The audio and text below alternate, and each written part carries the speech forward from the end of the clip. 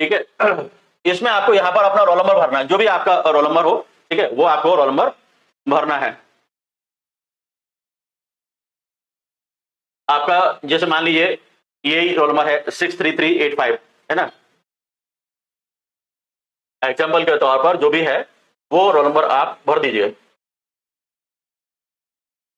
जैसे मान लीजिए 63340, ये मान लीजिए आपका रोल नंबर है, मतलब यही नहीं भर के भेज देना, मतलब जो भी आपका हो वो आपको भर के भेजना है। यहाँ अभ्यर्थी का नाम, मतलब आपका मान लीजिए नाम है गजेंद्र सिंह, ठीक है, तो आपको यानी कि जो भी नाम है वो लिख करके भेजें। ये आपको भरने के बाद फिर ये दस्तावेज यानी कि कौन कौन से डॉक्यूमेंट्स हैं वो यानी कि इनका विवरण दिया गया है, वो भरना आपको। संलग्न दस्तावेजों के प्रश्न क्रमांक, यानी कि जो डॉक्यूमेंट्स आप लगाएंगे उन पर नंबरिंग कर लेंगे, एक डॉक्यूमेंट्स का एक नंबर रहेगा, ठीक है, और उसमें कितने पेज हैं वो आप यानी कि रहेगा।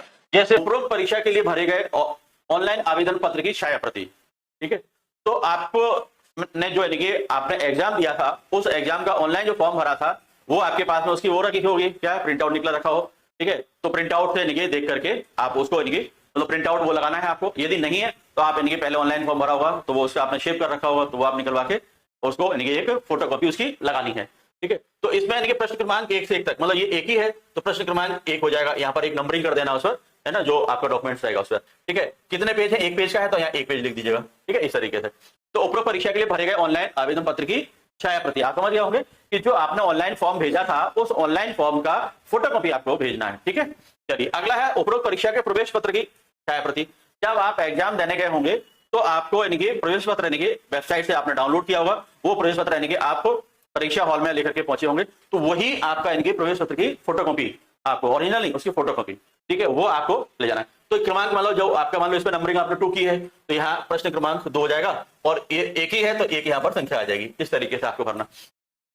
उसके बाद अगला जो है आपका नंबर 3, उपस्थिति पत्रक 1 मूल प्रति।